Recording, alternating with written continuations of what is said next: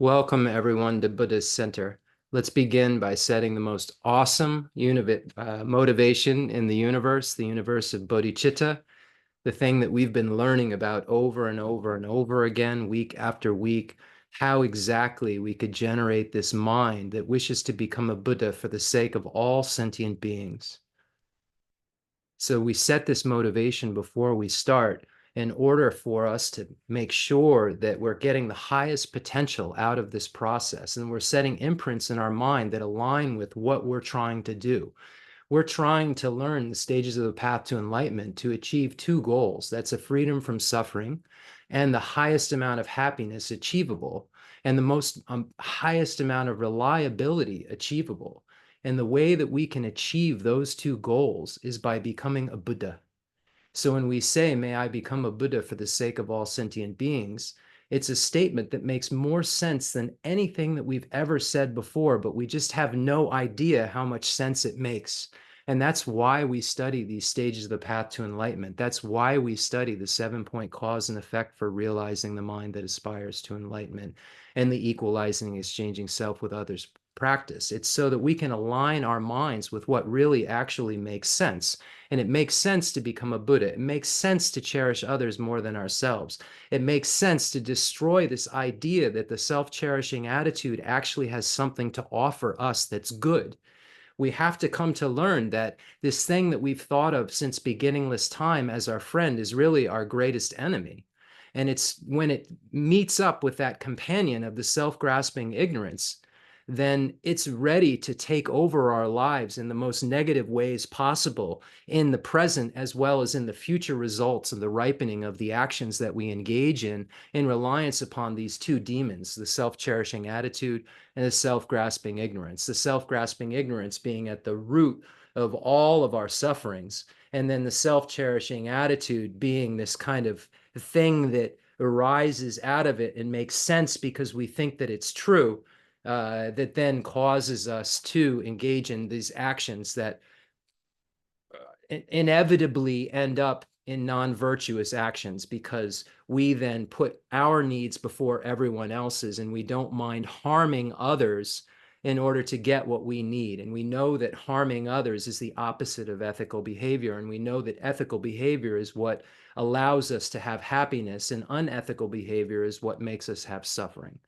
So when we put all of these things together, we come to find out that this path is something that when we rely upon it, we can achieve what we want. And it's something that we've never thought of before. It's something that we've never considered making sense because we've never made any sense since beginningless time. So we have an opportunity when we study the stages of the path to enlightenment and we study things like bodhicitta and the downfalls of the self-cherishing attitude to have our minds start to align with the actual reality that we're looking for, which is the reality of ease of mind, which is the reality of having this ability to never have to suffer again and also help everyone in the universe without any kind of error. And when we try to help even our closest friends, we cause problems for them all the time because we're not omniscient. We don't know really what they need. We don't have all of the qualifications that a reliable guide would need to have. But we can develop all of those qualifications, and it only makes sense to develop those qualifications because those qualifications are held by a being who has exactly what we're looking for.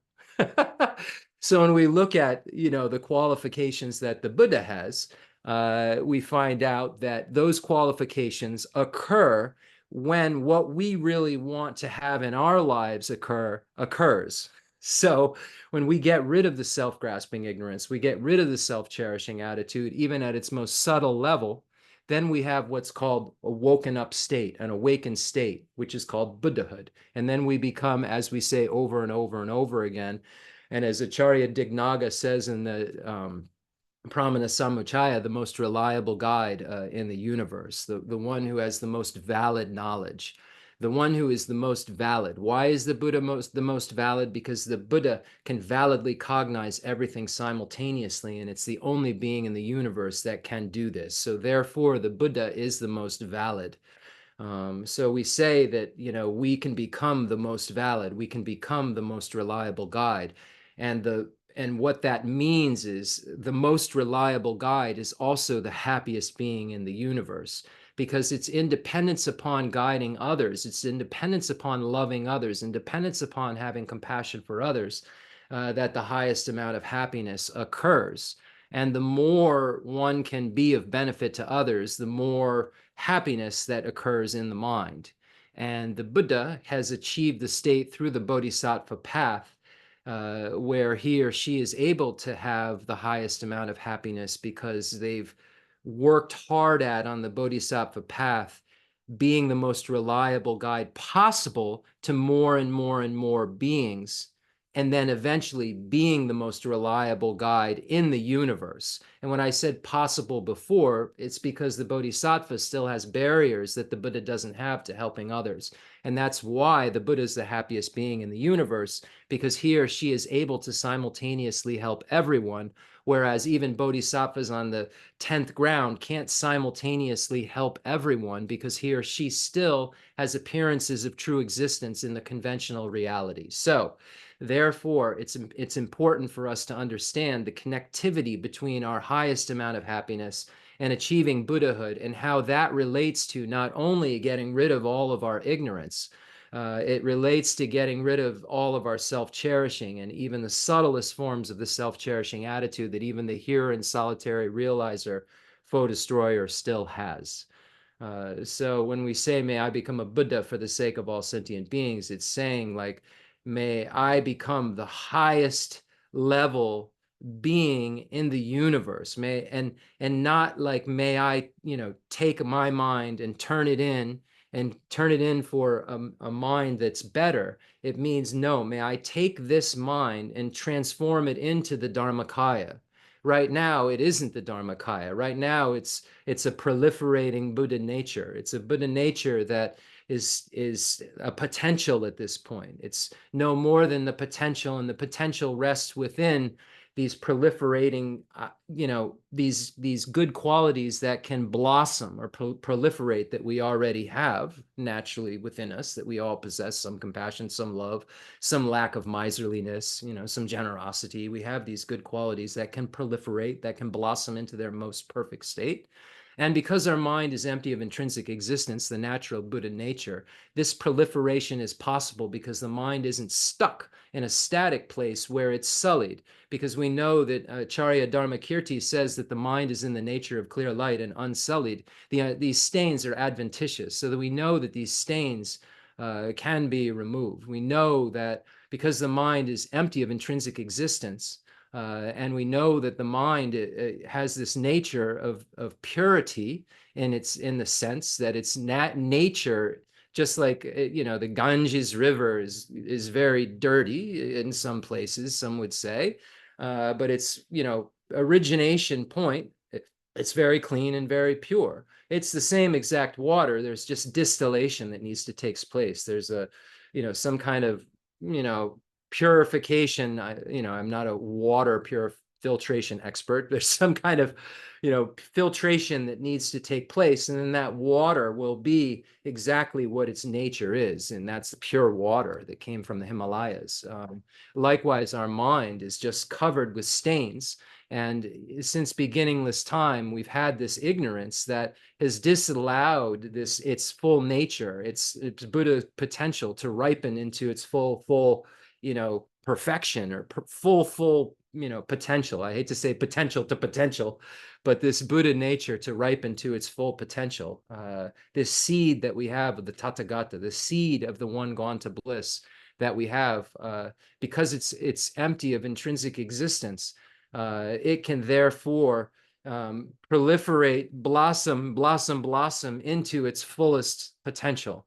And our mind's fullest potential, everyone's mind, my dog's mind's fullest potential, is that where the afflictive obstructions and obstructions to omniscience have been removed, which means, in regular terms, you never have to suffer again.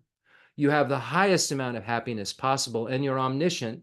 And this omniscience is then mixed so much with great compassion that it chooses to look at or to observe every single sentient being in the universe with this great love and compassion, and acts for their sake at the moment when they can be helped.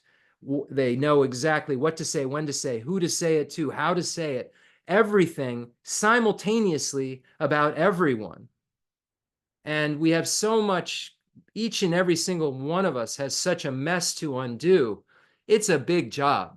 We have a beginningless mess to undo. So we need someone who can help with this beginningless mess that's so complex.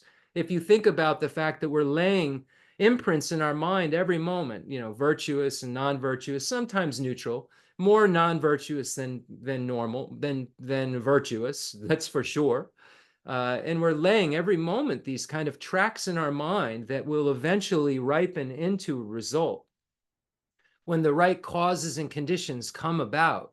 Think about the complexity of that. If we've been born since beginningless time, and every moment we've been putting these imprints in our mind that ripen into concordant results, like the projection of a birth, but then ripen into tons of variations of concordant results within the actual completing karmas that we all experience every day within the actual birth that we're in. Think about the complexities.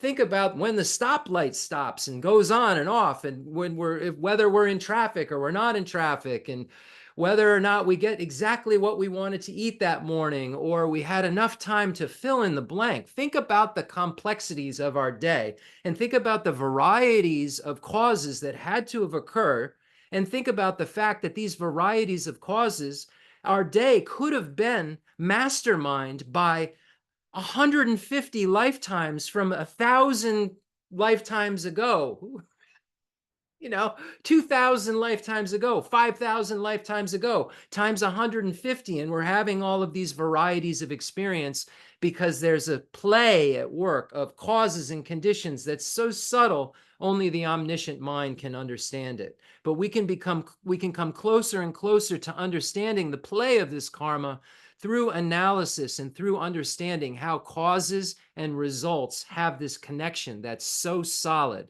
that results are concordant with their causes, and we never find a mango seed planted producing a potato, and we never find a giraffe having a baby mouse. We find that there's definite causes that come together and produce specific results that then are merely designated as this or that in dependence upon a collection that serves as a basis of designation. So there's an actual sequence of things. There's a way that things actually interact that makes sense, but they're operating at such a huge level, we can't make sense of them. All we can do is try to move forward with what we've been able to make sense out of based on the enlightened being Buddha's speech, and then utilize the analysis that he or she has come to teach that will allow us to discover exactly what the Buddha has discovered, the full awakening, where there's a full woken up state, woken up from the sleep of ignorance, where that woken up state is open, meaning that one is omniscient. One has the fullest potential. One's mind can go to every single thing it's needed to in the universe. The mind will penetrate every single phenomena to know exactly how to help everyone. And that sounds like a story at this point. That sounds like something kind of funny to say, or made up, or a fairy tale. But if you study these great texts and you come to do the analytical meditation within it, you'll come to see that it logically makes sense that we could make our minds bigger and bigger and bigger. It logically makes sense that the more people we have compassion for, the happier we'll be. We can prove that with examples in our own lives and in other people's lives when they've had the highest amount of happiness that they've experienced. And it was usually in relation to compassion for a child that's been born, love of some sort. You fill in whatever it is for you, but it's usually when it's connected to these things in some way or another. So we can see that if we could, in relation to one being, experience this amount of happiness, imagine what it would be like if we could multiply that times the amount of number of beings that we can't even count in our small little minds. Imagine that kind of happiness multiplying to that level. We barely have ever experienced it in relation to like one being. We have glimpses of it. And the glimpse that we have, unfortunately, is through the lens of affliction. So it's an afflicted compassion that we get the glimpse of in this life to get to understand. But we can see utilizing these kinds of examples within cyclic existence that are impure. We can utilize these conventional examples to understand then how this potential exists for nirvana, how this potential exists for not only the nirvana of the peace, where one is abiding in this extreme of peace, but the potential exists for a non-abiding nirvana. And that's what we're trying to shoot for. And that's the nirvana of a Buddha. The nirvana that's produced from the bodhisattva path. And the bodhisattva path starts when you actually generate bodhicitta, when you actually day and night have this mind, a main mind that says, may I become a Buddha for the sake of all sentient beings. And it's not just a dreamy wishing state, it's a mission. It's something that in your mind that's like a fire burning that does not go out, that doesn't say, oh, let me turn on the tube instead and, like just zone out for a bit. If you're turning on the tube and you had this bodhicitta, you'd be utilizing it to pray for the beings and to see how those actors, those billionaires, those people who have so much power are suffering to such a high degree because of the fact that they have self-grasping ignorance. And you learned in the medium scope that you wanted to get out of self-grasping ignorance because that was the demon keeping you in the three types of suffering. These teachings are really profound and really useful if we take them and we put them in our lives right in front of us and we don't allow it to move. If we say, I'm going to put my foot down. You see in Jetsun Milarepa's biography, him making prayers that are so strong, like, if I lose my conviction, may the Dharma protectors just kill me. He walled up his cave. He said he wouldn't leave and ate nettles, because he didn't want to be distracted by going down to town. I mean, this is the kind of conviction that we'll get once we taste this stuff a little bit. And I've seen folks in my life who've tasted it, fully tasted this Dharma, like Khensur Geshe Wangdak Rinpoche and Geshe Lobsang Gonpo Rinpoche, Demolocha Rinpoche, and Khensur Lobsang Gyatso Rinpoche. And in this world right now is Holiness the Dalai Lama and Geshe La Umse La Agha Rinpoche, and then Geshe Dorji Damdul Rinpoche, and Geshe Yeshe Tapke Rinpoche, who is now teaching the 9th chapter of the Guide to the Bodhisattva's Way of Life, I think 5 times a week at 8 p.m. Eastern Standard Time. And it's through Drepung Loseling Institute of Texas, and he's doing it live. And you have to put English, so you get the English translation, because they have Vietnamese translation also going. But I highly recommend, and we'll talk about why in a little bit, I highly recommend that you take these classes if you can with Geshe Yeshe Tapke, Drepung Loseling Institute, Texas. I believe it's every night except Tuesday and Thursday. You can check on their Facebook page. There's a schedule. But I encourage you to listen to this enlightened master. I believe he's 97. Don't quote me on that. I don't want to make him older than he actually is. He's in his 90s. And wow, one of the greatest masters to come out of Tibet of his time, and such a incredible gift to the universe. And his translator, Katrina Brooks, is one of the best to ever do it. She's like a machine of accuracy. And I just want to say again, Geshe Yeshe Tapke Rinpoche, Drepung Loseling Institute, Texas, English, if you're looking at the YouTube. On the Facebook, Drepung Loseling Institute, Texas. You'll be able to find the live stream on both of those as well as the previous recordings. So check it out. I've said it now 3 times. Rinpoche always said 3 times is a charm. So, and just in case, Geshe Yeshe Tapke Rinpoche, Drepung Loseling Institute, Texas. And he's also Geshe Dorje Damdula's teacher and was very, very close and friendly with Khensur Lobsang Gyatso, because they were both at the, I believe, Varanasi Sanskrit University, I believe. If I said that wrong, I apologize. And then also Rinpoche was very, very fond of him. So, yes.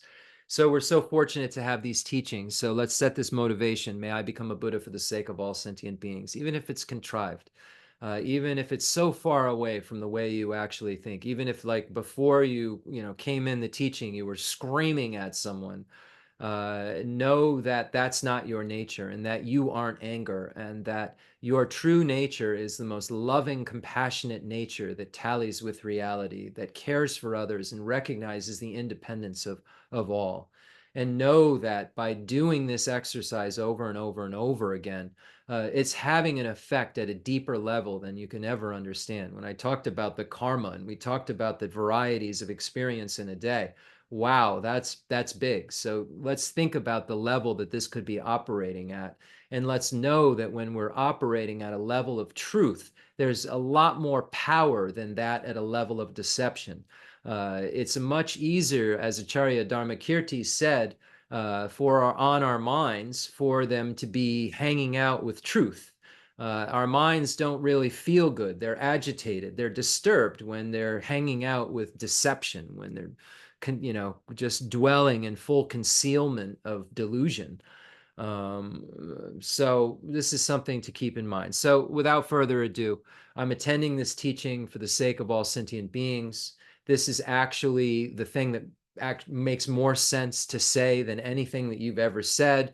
It may seem funny to say it, but when you study this day and night for 10, 20, 30, 40, 50 years, you'll come to the conclusion that this makes more sense to say than anything I've ever said. And what Arya Nagarjuna says in the commentary on the awakening mind is so true, that it's the highest ideal of the Mahayana. And as Lama Tsongkhapa says, it's the central pillar of the Mahayana, this Bodhicitta, the mind that in Lord Maitreya's Abhisama Alamkara is defined as the desire or the wish to become fully enlightened or have the highest enlightenment or Buddhahood for the benefit of others, for the benefit of sentient beings, of all sentient beings. So this is the ideal. And the more times that we say it and the more meditation we do that reinforces that the fact that it makes sense, the more our minds will be directed towards a goal that we actually want to achieve, instead of being directed towards a goal that we want to achieve that we'll never achieve. Because when we engage in the normal pathways to goals that we've had in terms of worldly goals that we thought were going to deliver us everything that we could ever dream of, they've always failed to satisfy it. But the goal that we're setting in this case is a fully satisfactory goal, because we will never be dissatisfied again if we achieve the result that it can only produce, because all results are concordant with their causes. And these causes we're talking about tonight are causes that only produce Buddhahood. So let's imagine in the space in front of us those beings who've done it, those beings who've gotten out of the prison of cyclic existence, gotten out of the prison of the self-cherishing attitude, gotten out of the prison of the afflictive obstructions and the obstructions to omniscience, gotten out of the prison of not being reliable, gotten out of the prison of not being kind, gotten out of the prison of not being loving, gotten out of the prison of not being compassion, gotten out of the prison of miserliness, gotten out of the prison of pride, gotten out of the prison that makes us talk about others behind their back, gotten out of the prison that makes us feel that it's okay for us to want to see harm come on people just a little bit if they're bad, just a little. That's a prison. Those beings in the space in front of us, like Buddha Shakyamuni, His Holiness the 14th Dalai Lama, our root lamas, the extensive deeds and lineage beings, the profound view lineage beings, the lineage of blessings beings, those beings of the four incredible Tibetan lineages, Nyingma, Sakya, Kagyu, and Galupa. Imagining all those enlightened beings, we're so fortunate to have these commentaries and have these guides in our life. This is our family, a family that can guide us to exactly what we've always wanted. We don't always get the best advice from our family, but this family, this special family, this spiritual family, this family of Arya beings will never steer us wrong, because the only thing they've come to do is help us to achieve what they've achieved in dependence upon what they're going to tell us how to, in dependence upon what they're going to tell us to do. So like they've already achieved. Normally we're getting advice from people who haven't achieved very much and they're not very happy and they haven't gotten rid of suffering, yet they give us lots of advice. But these types of beings no longer have suffering and only have happiness and only give us advice that achieve those goals because they've achieved them and they know how to do so in a flawless way and don't have any other intention in mind than to help us. Those are the beings we imagine the space in front of us. Whoever it is you feel is a being like that, imagine them. Now imagine that you bring every single sentient being in the universe here to be your guest, to share in this experience. Lead them here. When you become a Buddha, you'll be able to connect with every single sentient being in the universe. So you're getting your mind used to doing what you'll eventually be able to naturally do, uncontrollably help. Uncontrollably help. Isn't that wild? You would uncontrollably help every single sentient being in the universe because you would have started this thing that just won't stop turning. This compassionate mind that won't stop turning and just spitting out help to all sentient beings until, there's less and less and less and less and less and less and less and less, but that it will not stop until samsara is empty, and not only empty in terms of beings aren't, in samsara, empty of in the abiding nirvana is empty as well. And now what happens when everybody's a Buddha? Is it just an abiding nirvana? That's above my pay grade. But, until everybody is a Buddha, the Buddhas are working, even for that last sentient being. So let's imagine that we're trying to work for all sentient beings. I know that's a big task. We don't know even where they all are. I'll say hell, hungry ghost, animal, human, demigods, and gods, in the form and formless realm beings, and the four form realms, and the four formless realms, and and this becomes, maybe difficult to believe, but the more we study, the less difficult it is to believe. And the more we meditate, we can see how these kind of states of mind that are just meditative states beyond form could be possible. So let's imagine that we bring all sentient beings here, friends, neutrals, and then those difficult people. And those difficult people are sometimes so hard that we can't see our way out of the situation. But if we can then take a moment, remain like a piece of wood, and recognize that, hey, here's a moment, here's my chance to actually, see if the rubber meets the road. Here's my chance to see if I can recognize that in front of me there's a being that has self-grasping ignorance that's suffering. Am I able to then see this sentient being with self-grasping ignorance that's suffering as a being that I'm willing to want to be free from suffering, and that I'm willing to want to have happiness? If we can take that time when we have difficult beings presenting themselves in our lives to just remain like a piece of wood and not react, and say, hey, this person is under the sway of self-grasping ignorance. I can see by the way that they're acting and reacting, they're not happy. Their mind is disturbed. When my mind is disturbed, I feel like crap. I don't want to feel like crap, and they don't want to feel like crap. They want to feel happy just like I want to feel happy. If we can slow the process down to there, we can get to a realistic place where we would want others to come from towards us. We'd want them to come from a place of understanding towards us.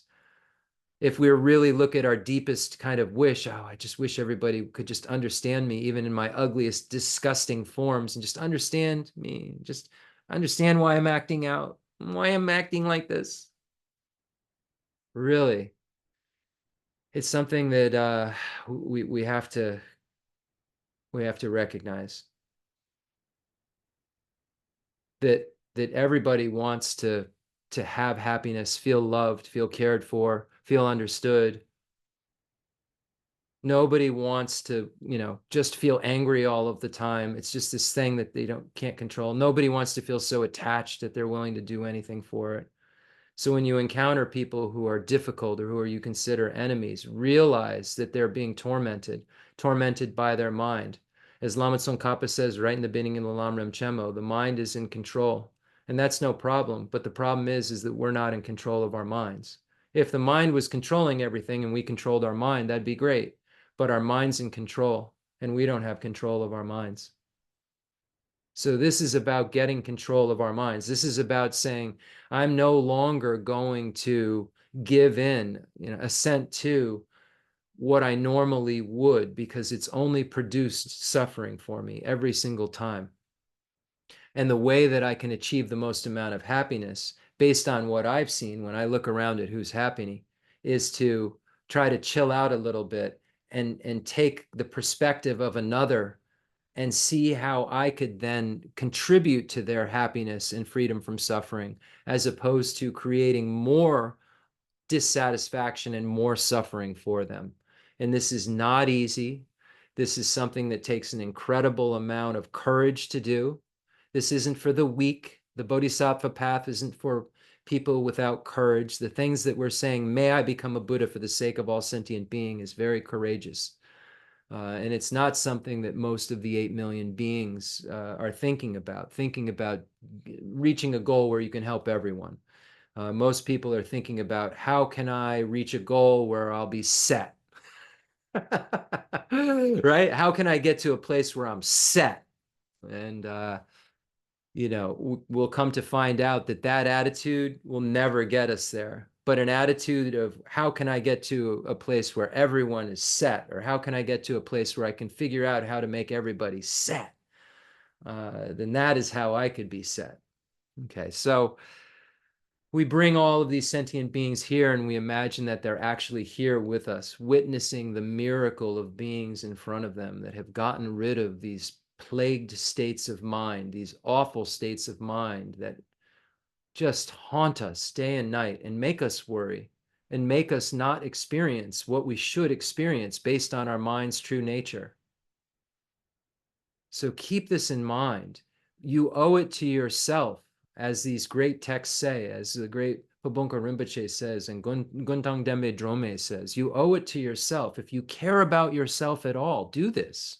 If you care about what you say you care about, which is happiness and not suffering, then do this. Because thus far, the things you've said you care about, which are happiness and freedom from suffering, have not come in the state that you've been looking for, if you're anything like me.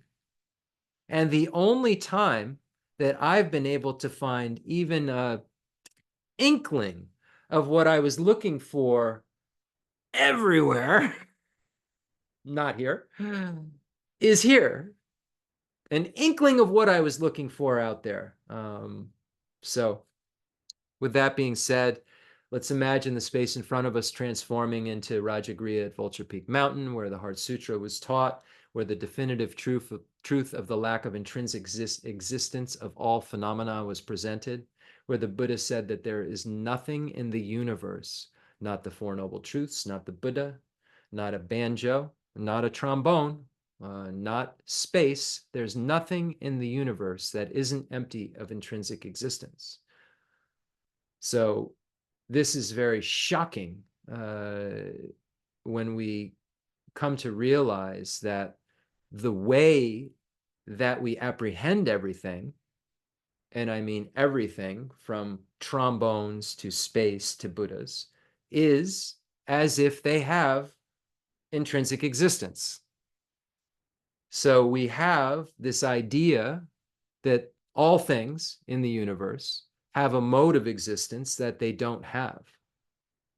And when we engage in ultimate analysis, or rational analysis, as the Lam Rim Chenmo committee chose, when we engage in this kind of analysis, when we look for something, whether it's a self of person or a self of phenomena, that exists intrinsically, meaning exists from its own side, meaning that it's able to hold itself up without a designating consciousness, without an imputing mind, without merely imputing it as this or that, something that's over there that's able to just stand up on its own as the thing that I'm calling it, as the thing that I know that it is, When I engage in ultimate analysis and I look at all of the things around me that seem to hold themselves up from their own side, there's a non-finding of that thing which I think exists, which is an intrinsically existent chair, microphone, banjo, trombone, or Buddha. So when I engage in an ultimate analysis, which is only looking for something that exists from its own side, able to hold itself up, that's independent, that has objective existence, when I engage in ultimate analysis, I'm only looking for that object that exists from its own side. And when we engage in that analysis, there'll be this non-finding of the imputed object that we think is existing from its own side. There'll be a non-finding of the imputed object in the basis of designation, meaning a non-finding within the parts, and there will not be a finding of intrinsically existent this or that outside of the parts. And if there is a non-finding of intrinsic existence within the parts or outside of the parts, whatever we're submitting to ultimate analysis with that formula can't possibly intrinsically exist. Because if something is there, we should be able to find it, like there's an elephant standing in a room. And when there's a non-finding of that, we have to say that this assent to appearances, this, oh, things appear to intrinsically exist, so they must, this idea that we have in our mind that we've had since beginningless time, that things have a mode of existence that they don't, this idea that we have gets shattered under ultimate analysis. And we have to say then, this idea that we've had that things objectively exist, intrinsically exist, that they exist right within the object, is wrong. But there's still things around me and I'm still functioning and cause and effect is still working. And this isn't a dream, because in a dream, I can just jump up and fly and be in India, in a moment. There is some sort of sequence and patterns and cause and effect, and results are concordant with their causes, that I now have to come to terms with somehow and harmonize with the experience that one would supposedly come to have after really submitting everything to ultimate analysis and coming up with a non-finding of intrinsic existence. So if things don't exist objectively, if emptiness of objective existence is the actual existence of the object, it means that if things don't exist from the object side, they must exist from the subject side, because things exist and I'm talking to you right now and you're listening to me right now. So we should never negate existence when we're looking at the Sutra of the Heart of Transcendent Knowledge. When we're looking at the Madhyamaka Prasangika view, we should never negate existence of the object. We have to negate the specific type of existence of the object that we're looking for. We're looking for something that isn't merely imputed. We're looking for something that we can come up with, that we can say, there it is. I'm pointing at it. It's right there. I think I'm pointing at it when I'm pointing at this chair I'm always referring to. But right now I'm pointing at something which is actually different than, like, the thing I'm saying it is. Like, I'm saying I'm pointing at the chair, but I'm only pointing at the back of the chair. So I'm like getting at this, it doesn't even have autonomous substantial reality, the lower kind of, understanding of selflessness, because I'm like not even getting at the object. I can't ever see the whole chair. I see like a thin layer of paint. So we have to start to see that the way that we see things isn't actually tallying with reality. So who cares, right? Why does that matter? Well, all of our desires, all of our hatred, everything comes and bubbles up from an idea that things have this mode of existence that is concrete, that is unchanging, that is the way it is, and is like, this is better than that, and that's the way that it is. But we can see that the same object viewed by different people is not seen as having the same good qualities or bad qualities. You can take one object and put 50 people in a room, and they'll tell you different things about the object and have a totally different relationship with it. Even if it's in a subtle way, a totally different relationship with it. This is a junk microphone. Wow, that's the nicest microphone I've ever seen. Have a totally different relationship with it, with the same object. So we can see in terms of like the how we feel about it, there's so much subjectivity. But then when we look at it at the human level, and what we as humans call a microphone, it only works within this particular sphere of consciousness of human beings, where microphones perform the function of being talked into and making sound go out somewhere else. So it's only merely a convention within this world where such a thing is useful to be labeled as this or that. I mean, this may be more useful. You can tighten it here in the future as a hammer. In the future, this may be a better hammer than anyone's ever seen. They dig it up, the world ends or something, I don't know. I don't know the scenario. You think about it. And then this will be a hammer. And this is going to be a hammer. Right? Yeah. All right. And it doesn't mean that it doesn't exist, because it's going to work like a hammer when it's a hammer. And it works like a microphone when it's a microphone. And the reason that's possible is because the imputed object microphone doesn't exist within its basis of designation. Wow. I mean, that's a blessing from Namgyal Khensur Geshe Wangdak Rinpoche.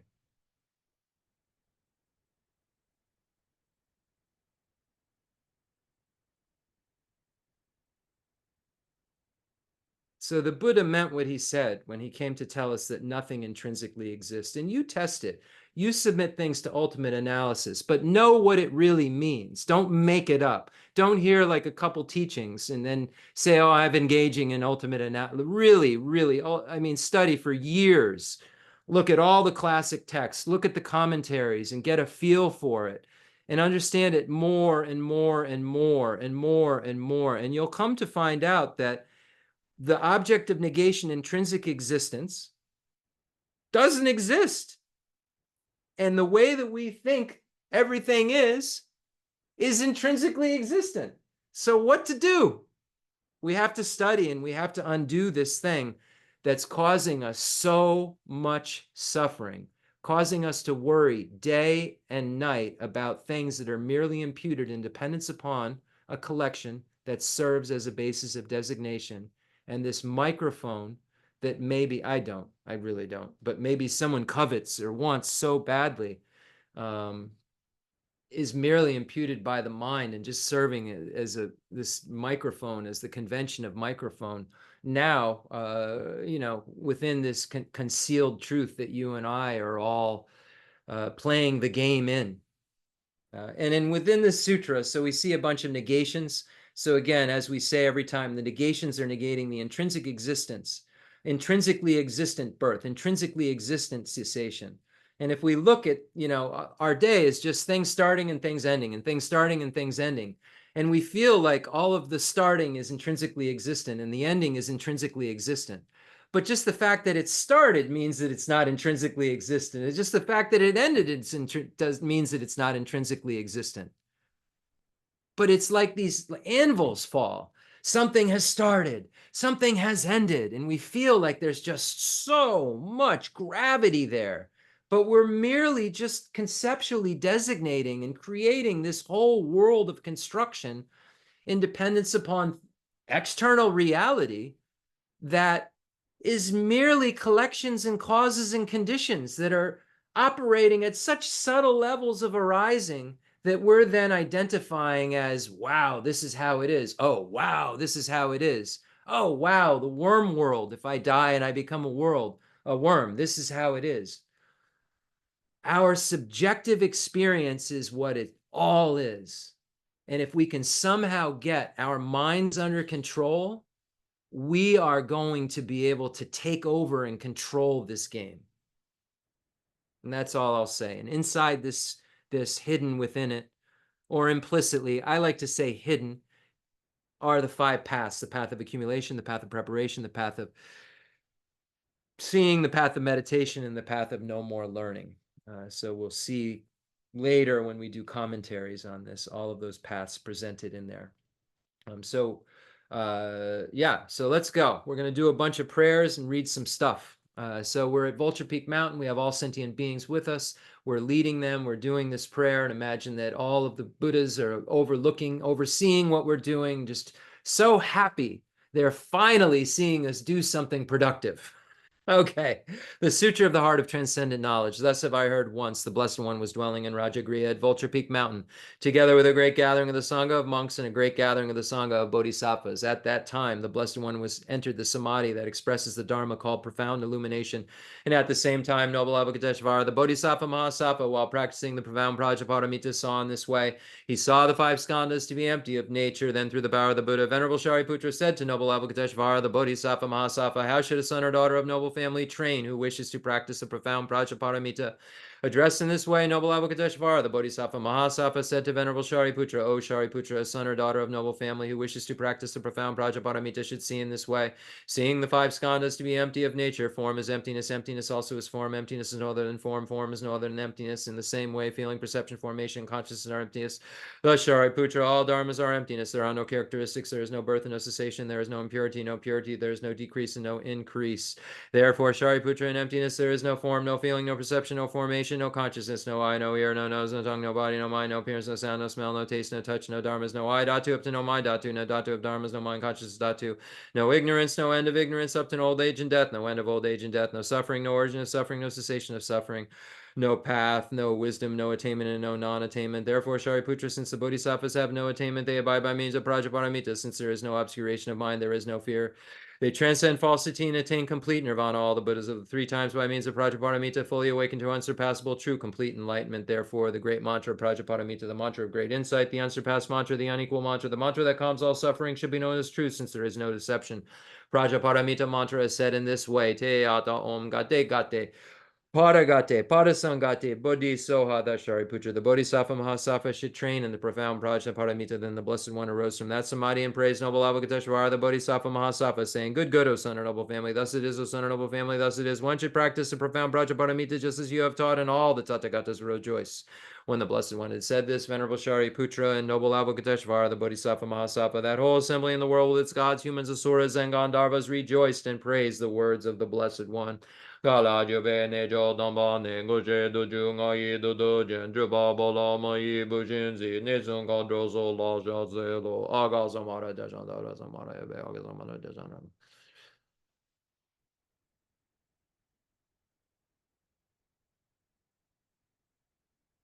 Agha samara jasandara samara ya bede ya dong gate gate baragate barasangate buddhiso ha baba ganja sanji gaye dembe doji she lobo doji mebo doji she wadoji jagi baji medo beje danji jenen gori so ha gerin don jaji joshe wadan medon bejan nana wadan don ba don jimbon zon so doji tashi de jan den da de le jo. Make a mandala offering, offering a perfect universe to the teacher and all of the lineage back to Buddha Shakyamuni, and then back to Buddha Kashyapa, and so forth. The fundamental ground is scented with incense and strewn with flowers, adorned with Mount Meru, the four continents, the sun and the moon. I imagine this is a Buddha land and offer it. May all sentient beings enjoy this pure realm. Holy Lamas high, wrap the sky of your Dharma bodies in massive clouds of knowledge and love, and let them pour upon the earth of your disciples as we are ready, a shower of rain, the teachings deep and wide. I send forth this jeweled mandala to you, precious Guru. Sanje jo dan zo ji jo nan la, jan jo ba do da ni ja su ji, da gi ji ji ji be zon nan ji, jo la ben ji san ji du ba jo, sanje jo dan zo ji jo nan la, jan jo ba do da ni ja su ji, da gi ji ji ji be zon nan ji, jo la ben ji san ji du ba jo. Sanje chodan zoji chodan la, shanchu badu da ni jasu ji, dagi chushi ji pe sonan ji, jola penche sanje juba jo, I go for refuge until I am enlightened in the Buddha, the Dharma, and the Sangha. Through the merit I create by teaching the Dharma, may I attain Buddhahood for the sake of all sentient beings. I go for refuge until I am enlightened to the Buddha, the Dharma, and the Sangha. Through the merit I create by teaching the Dharma, may I attain Buddhahood for the sake of all sentient beings. I go for refuge until I am enlightened in the Buddhas, the Dharma, and the Sangha. Through the merit I create by teaching the Dharma, may I attain Buddhahood for the sake of all sentient beings. From Sachen Kongan Nimpo's parting from the four attachments, if you are attached to this life, you are not a spiritual practitioner. If you are attached to samsara, you have no renunciation. If you're attached to your own self-interest, you have no bodhicitta. If there is grasping, you do not have the view. And now we'll read Lama Tsongkhapa's Foundation of All Good Qualities, the source of all my good, the root text that we've been reading forever. I don't know. I've been reading it for 30 years now. Well, we've been going over it for a couple of years, and seeing the roadmap, seeing exactly what we need to do in a 14 stanza poem, so brilliantly written by Lama Tsongkhapa, in order to achieve what we talked about earlier, in order to achieve complete Buddhahood for the sake of all sentient beings, to get rid of the afflictive obstructions and the obstructions to omniscience. How we do that is contained within this 14 stanza short poem.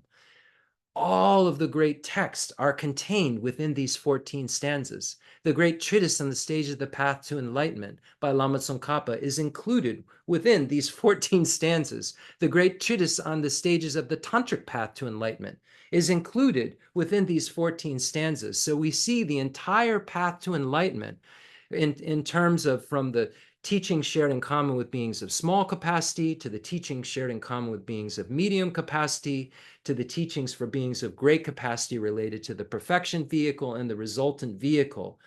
All of those teachings that Buddha Shakyamuni came to this earth to give are contained within these 14 stanzas. And we're so fortunate to be able to have had these incredibly enlightened masters. And I've had so much fortune to be with Namgyal Khensur Geshe Wangdak Rinpoche for 25 years and received so many teachings from His Holiness, the 14th Dalai Lama, the wish-fulfilling jewel in our world, and Geshe Lobsang Gonpo Rinpoche, and Demolocha Rinpoche, and Lobsang Khensur Lobsang Gyatso Rinpoche, and now Umse Geshe Agha Rinpoche, and Geshe Dorji Damdul Rinpoche, and then also again Jeffrey Hopkins. We're so fortunate to be able to have these things elucidated by qualified masters, and I feel so blessed to be able to share just like a inkling of what they were able to share with me, with you.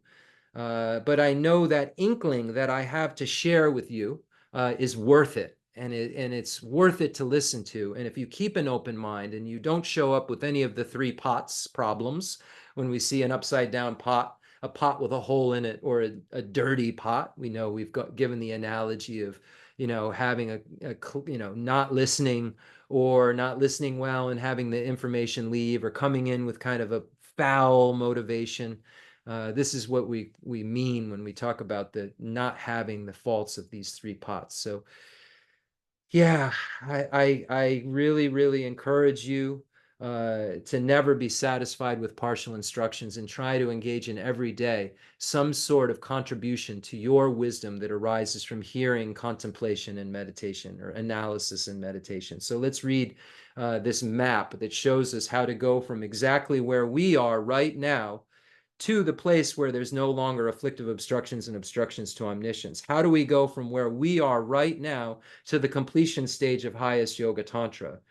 And we can't go where we are right now and start at those higher levels. They just won't work. A lot of us would love to fool ourselves and believe that we can start at the highest level because we're these, have these imprints that are special like no one else's, but it's just not true. And if we look at the mirror of the Dharma and we look at the teachings shared in common with beings of small capacity and ask ourselves, have we realized death and impermanence? Have we reflected on future lives?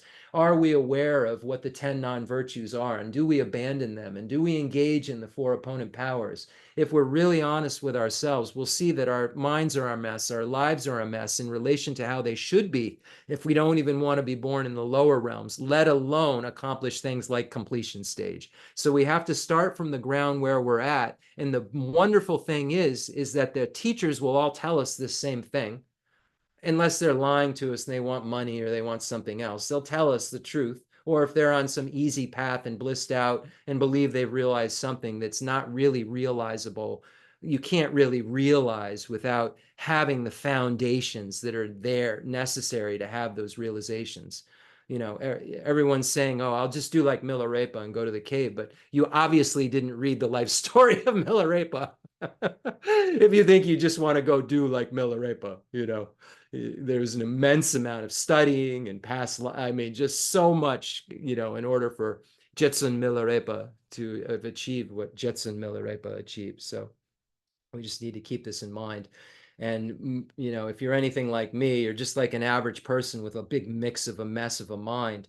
And you need all of the medicine right from the very beginning that the Buddha started handing out at the first turning of the wheel of Dharma, the second turning of the wheel of Dharma, and the third turning of the wheel of Dharma. If you're anything like me, you need all of that medicine in its varieties and all of those tenet systems from Vaibhashika to Sautrantika to Chittamantra and Madhyamaka in the staircase. If you're anything like me, you'll need all of those things in order to get to the place where we could even consider even saying, oh, I'm practicing the Mahayana.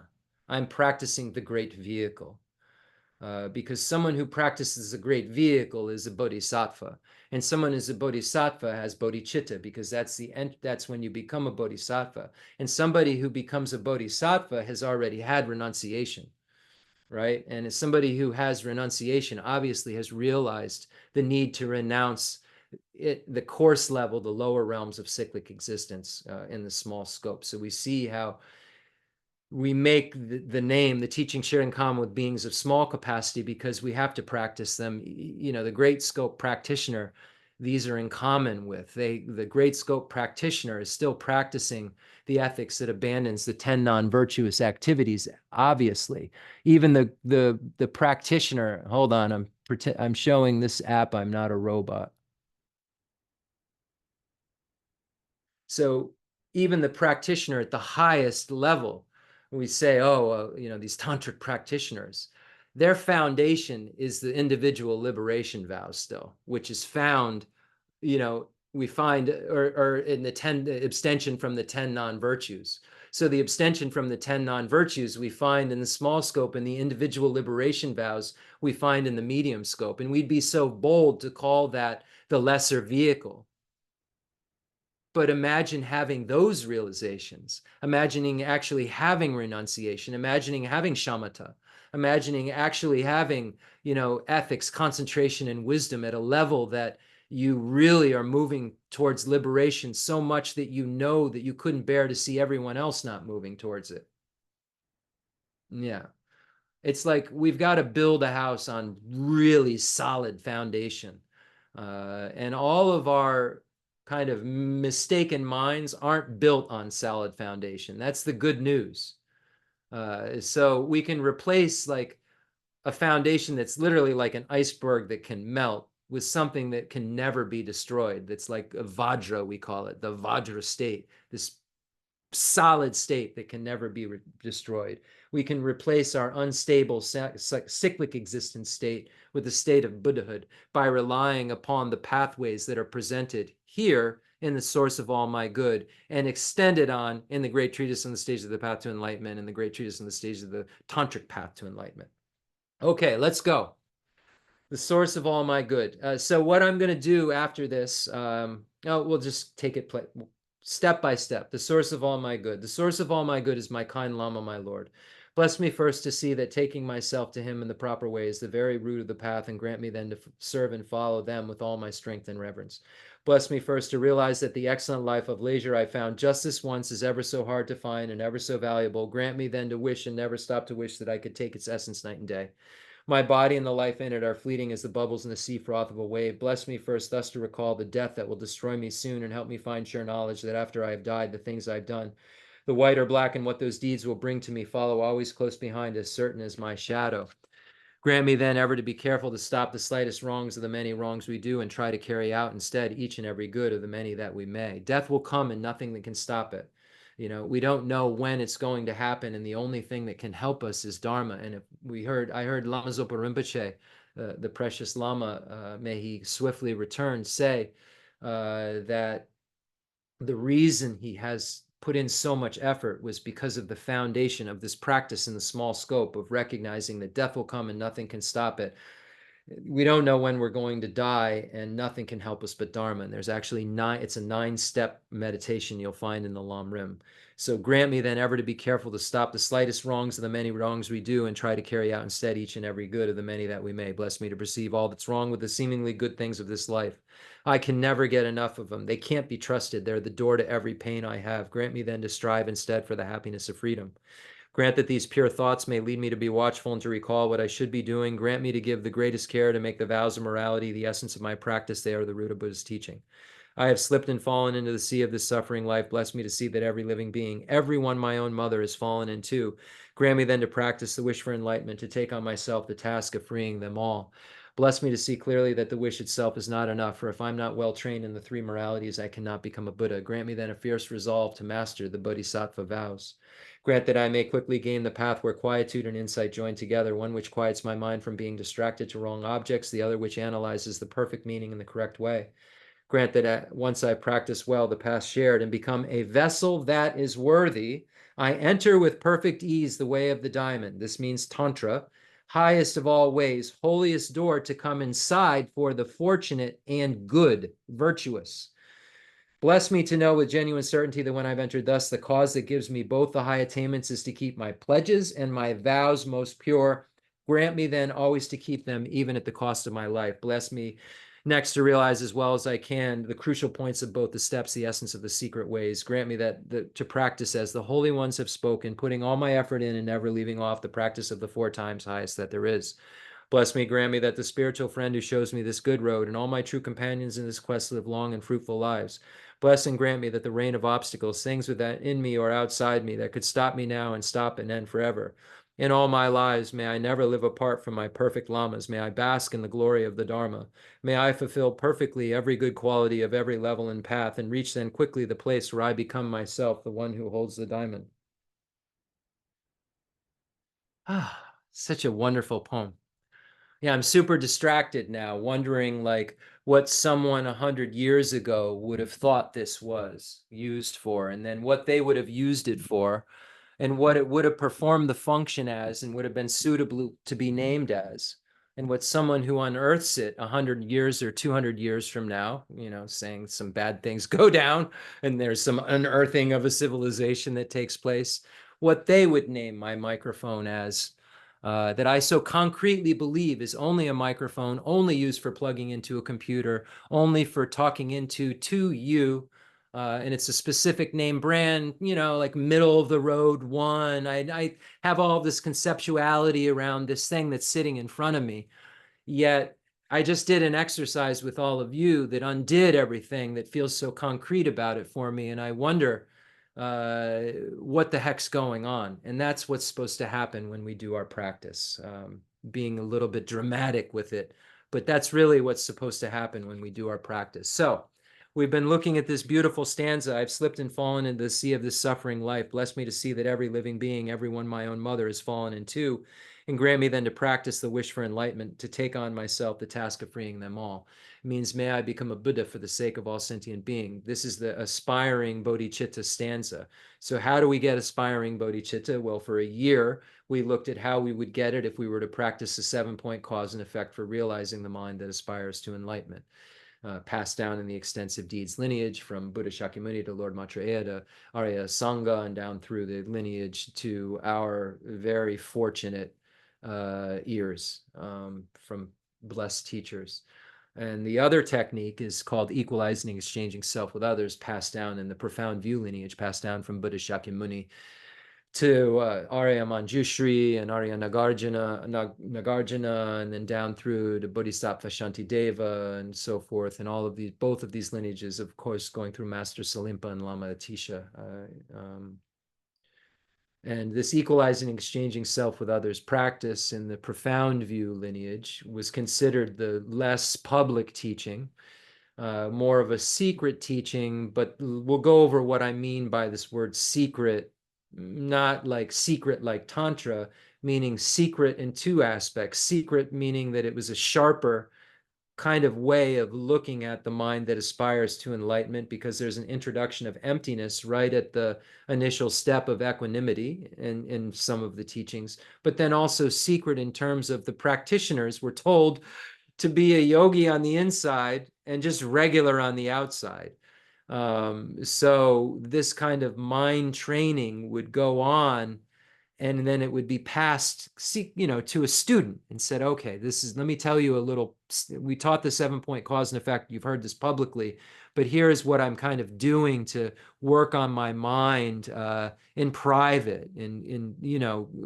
A teacher would have been working with their students so closely, they'd really know the aptitude and know that, hey, this is something that I can really introduce to you.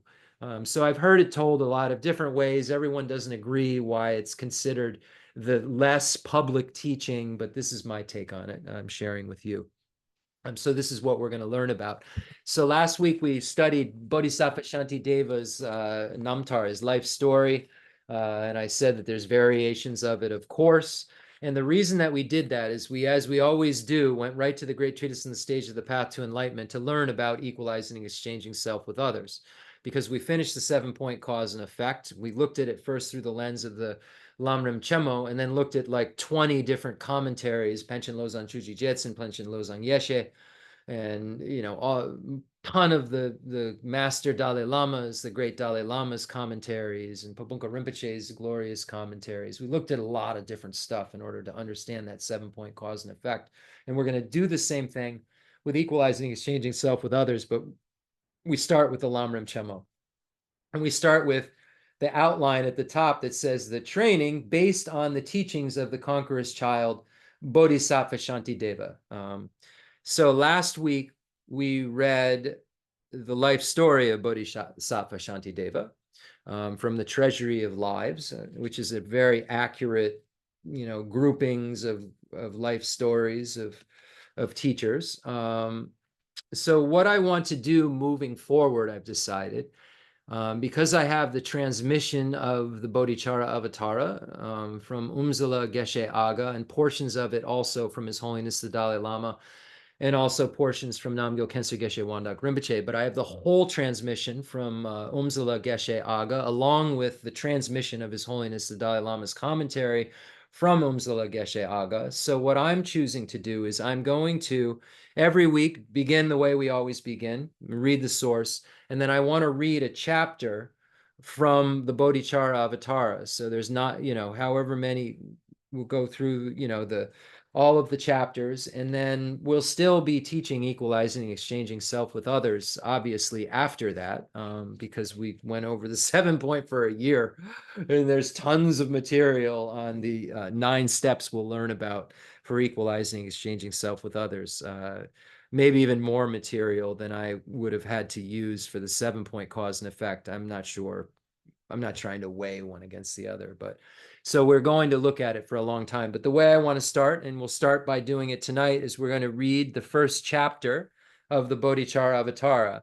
And then tonight we won't have time because it's late. And, sometimes I have longer introductions than others. It's not a race. We're just trying to learn together.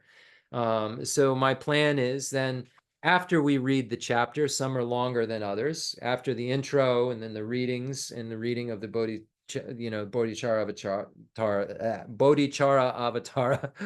the Guide to the Bodhisattva's Way of Life chapter. Whatever time's left, we'll read through in the Lam Rim Chenmo. And then once we get through, the section in the Lam Rim Chenmo, then we'll look at the other commentaries the way that we did with the 7-point cause and effect. And then we'll all be incredible scholars when this is done. And I say that not to be like, oh, we'll all be so smart. It's only an incredible scholar that could become a Buddha. Yeah. Only, and that doesn't mean like I didn't do like awesome in high school. So let's start there. I didn't like nail it. I didn't get straight A's. I didn't go to college and, have any loudies after or coombs.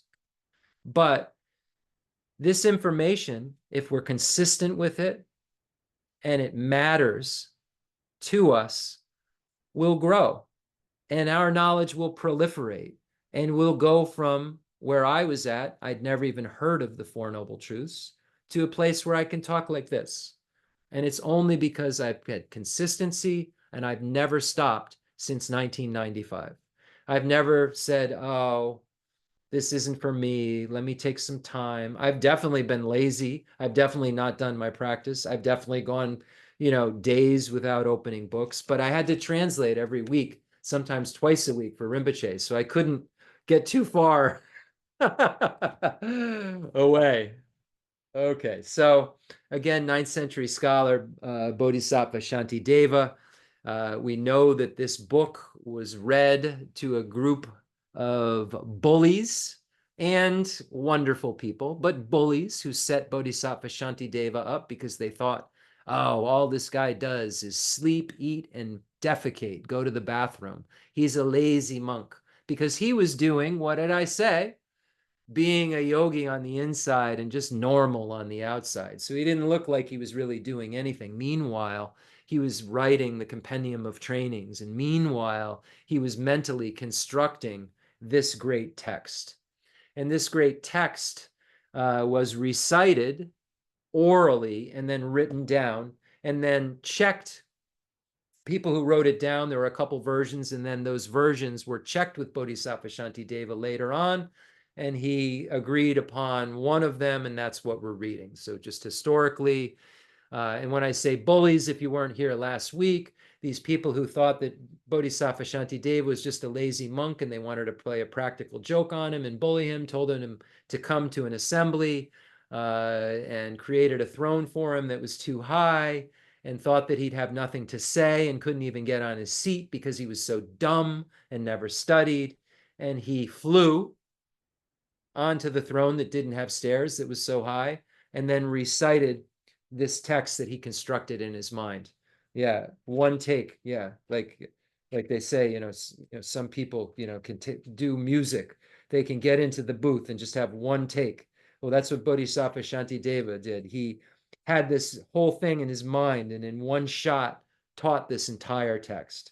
And we're so blessed to be able to have the blessing of that rain down upon us because of the kindness of Namgyal Khensur Geshe Wangdak Rinpoche, the kindness of His Holiness the Dalai Lama, the kindness of Umse Geshe Agha Rinpoche, and all these other teachers who have all given me teachings on Bodhi. Every teacher I've mentioned has mentioned and given me teachings to some degree on Bodhisattva Shantideva. It's inevitable. Again, Jeffrey Hopkins, everyone has mentioned these teachings.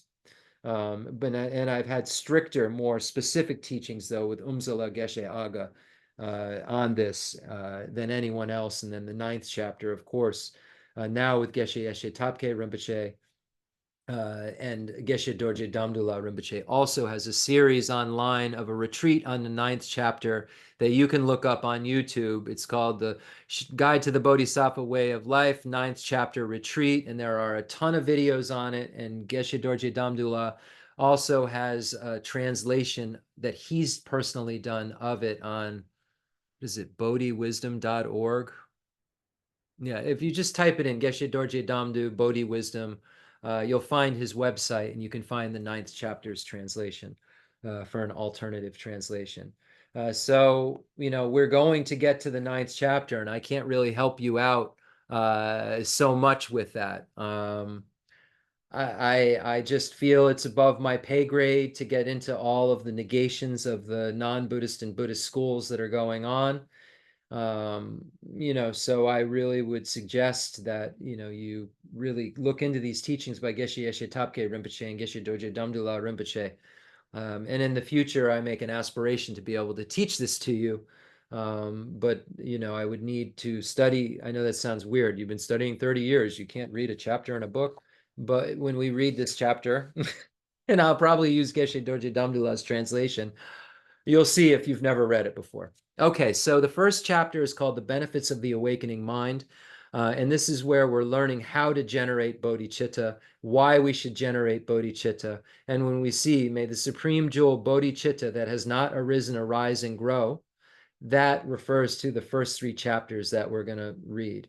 And that which has arisen, not diminished, refers to the next 3 chapters, but increased forevermore refers to the next 3 chapters. So we're going to learn a lot over the course of this experience, but let's read this chapter and then we'll do dedication and end.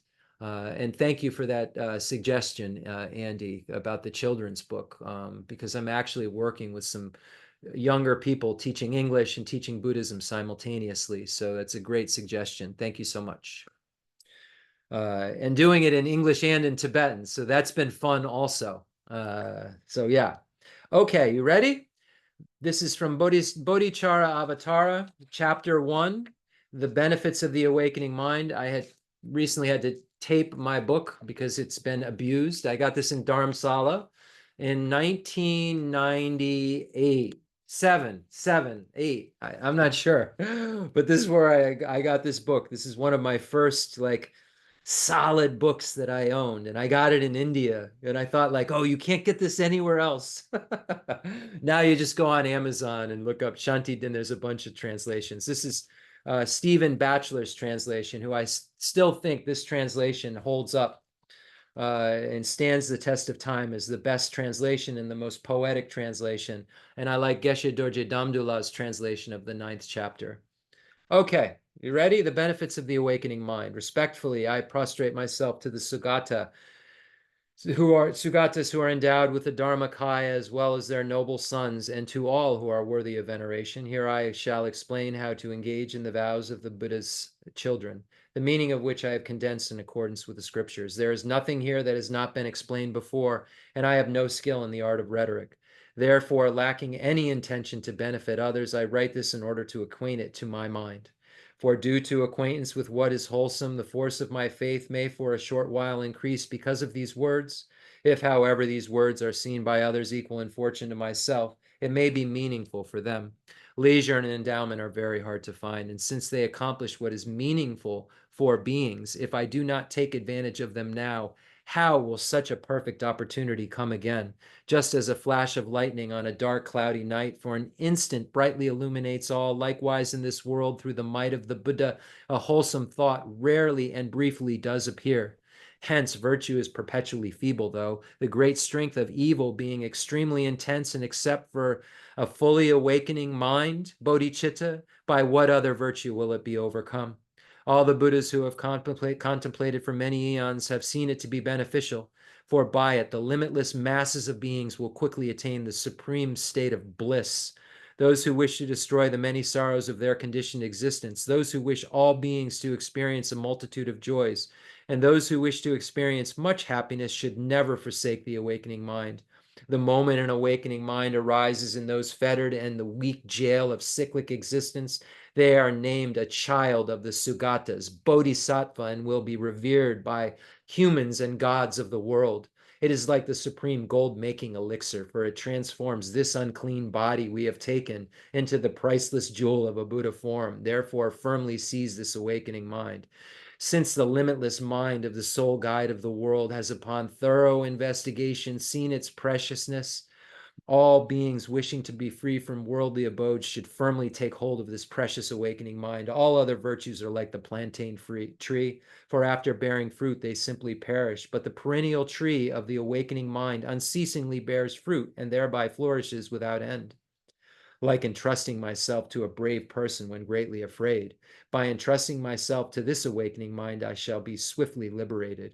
Even if I have committed extremely unbearable evils, why then do the conscientious not devote themselves to this? Just like the hell at the end of the fire at the end of an age, it instantly consumes all great evil. Its unfathomable advantages were taught to this disciple Sudana by the wise Lord Maitreya. In brief, the awakening mind should be understood to be of 2 types: the mind that aspires to awaken and the mind that ventures to do so.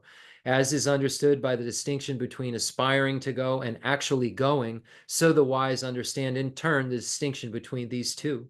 Although great fruits occur in cyclic existence from the mind that aspires to awaken, an uninterrupted flow of merit does not ensue as it does with the venturing mind, and for them who has perfectly seized this mind with the thought never to turn away from totally liberating the infinite forms of life from that time hence, even while asleep or unconcerned, a force of merit equal to the sky will perpetually ensue for the sake of those inclined toward the lesser vehicle. This was logically asserted by the Tathagata himself in the sutra requested by Sabahu.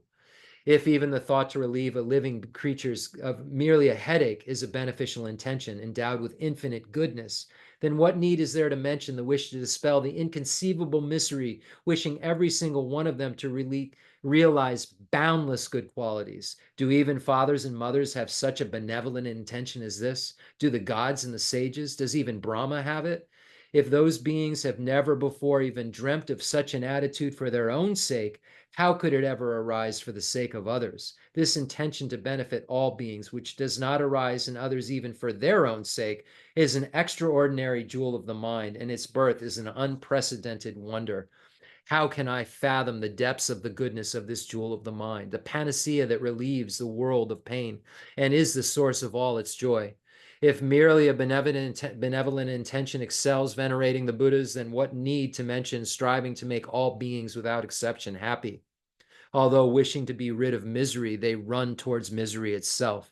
Although wishing to have happiness like an enemy, they ignorantly destroy it. For those who are deprived of happiness and are burdened with many sorrows, it satisfies them with all joys, dispels all suffering, clears away all confusion. Where is there a comparable virtue? Where is there even such a friend? Where is there merit similar to this? If whoever repays a kind deed is worthy of some praise, then what need to mention the Bodhisattva who does good without it being asked of him or her?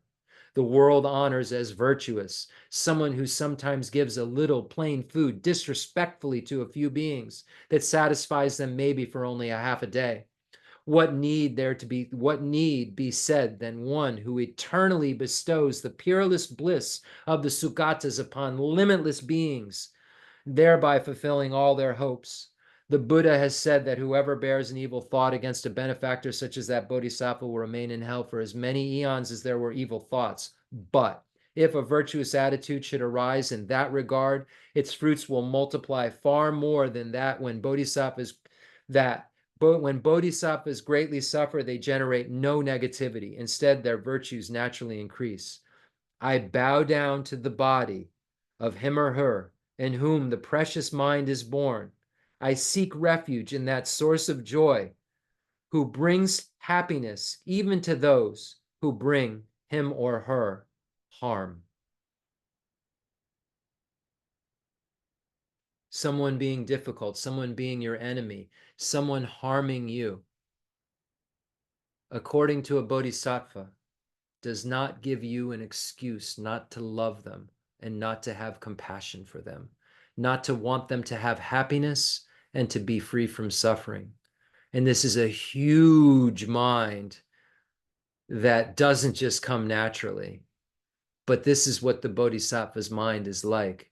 He sees a being even torturing him or her. He or she sees a being torturing him or her and still says, I love you and want you to have happiness and be free from suffering.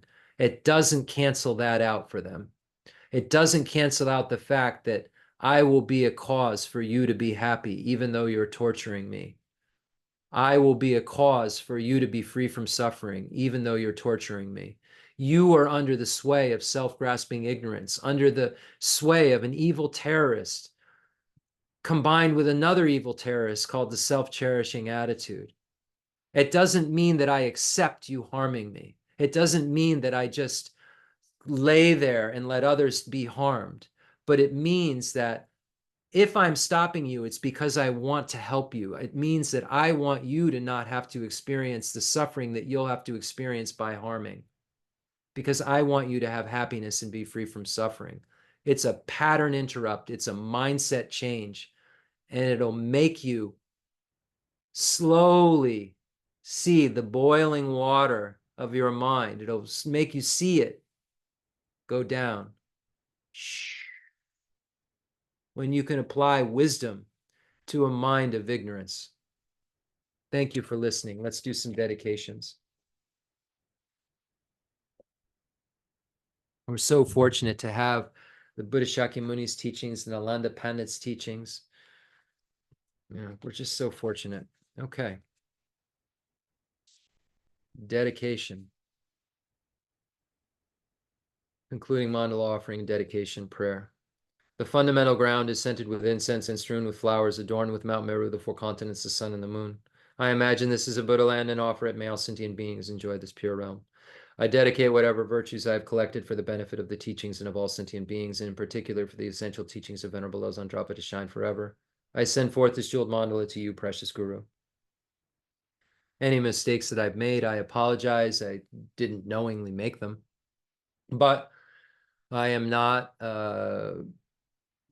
even close to enlightened. I don't have clairvoyance, so I don't even really know what you need to hear or what your mind is like in any way, shape, or form. So if I've made a mistake in my presentation because of my ignorance, I apologize, and may it be purified by the mantra of Vajrasattva, imagining that white ohms, red ahs, and blue hums are dissolving into your crown, throat, and heart, respectively, and purifying your body, speech, and mind as you hear this purifying mantra, or recite it yourself if you know it also. Om benzo sato samaya manubalaya benzo sato zeno vajita dedo me baba zodogaya me baba subogaya me baba anurado me baba Savasiti me braya jasava gama suja me kitam chiyangoro hom ha ha ha bhagavan zava tata kata benzama me maga benza baba mahasamaya zava ahom ve Jarama Jarama Jajarama Dunja Gala Raja Morama Vaja Daja Dunja Rilo Rilo Honjo Ong. I dedicate all this virtue to emulate the knowledge of the hero Manjushri, and likewise Samantabhadra as well. With whatever dedication is praised as supreme by all the conquerors to traverse the 3 times, I also dedicate all my roots of virtue for the sake of auspicious deeds. Jambel Bao Jeda Jemba Dan Gondu Zambo De Ande Jende De Da Gonji Jesu Da Lo Jege Wa De Da Danje Radungo Duzam Jebe Je Wa Danje Ji Ngowa Ganla Jodunga Ba De Da Jenge We Zawa De Gonjan Zambo Juji Radungo Wa Ji. May the supreme Bodhicitta that has not arisen arise and grow, and may that which has arisen, not diminish, but increase forevermore. Janju Zenjo Rinpoche Ma Je Ba Nan Je Jo Ji Je Ba Nyam Ba Me Ba Yang Go Ne Gondu Pe Wa Jo. In all my lives, may I never be separated from my perfect teachers. May I bask in the glory of the Dharma. May I fulfill perfectly every good quality of every level and path, and reach then quickly the place where I become myself, the one who holds the diamond. Jewa gondo yanda lama dan me juji bella lonju jin sadan lanji yunden razo ne doje jangi go banyo du jo. In the heavenly realm of Tibet, surrounded by a chain of snow mountains, you are the source of all benefit and hope. Help for beings all powerful. Chenrezi Tenzin Gyatso, please remain until samsara ends. Gari rawe gorwe jinjan ben nan dewa malu Zhongwei ne jenrez diwan denzin yatso yi shabezi de Padu denyo ji. A prayer of supplication to my root Lama, Namgyal Khensur Geshe Wangdak Rinpoche. May you swiftly return. A complex yogi poses as a simple monk. Homage to Khensur Geshe Wangdak Rinpoche, our precious spiritual friend who is inseparable from Aryatara. I fully prostrate, covering as many atoms of the earth as possible to your pure body, speech, mind, and enlightened activities. I offer to you drinking water, bathing water, flowers, incense, candles, scented water, food, and music purified by Om, Om, Om, Om, Om, Om. The rarity of having 1 million wish-fulfilling gems is a common occurrence compared to meeting with a holy teacher like you, who placed the complete path to Buddhahood in our childlike hands. Just like Lord Atisha, who came to Tibet with a lamp to dispel the darkness of ignorance, you, kind abbot, arrived in the West with a lineage purer than a diamond and begged us never to be satisfied with partial instructions. The teachings of the extensive deeds and profound view lineages flowed from your lips like nectar for our ears that elucidated the teachings for beings of 3 capacities. Now that sound has stopped. All composite things are impermanent, and you told us that all of your teachers passed away and understood this sadness, entreating us to continue our studies. The Buddha does not wash away the negativities of beings, nor does he remove their miseries by his hands. His spiritual realizations are not transferred to them. It is by teaching the truth of suchness that beings are liberated.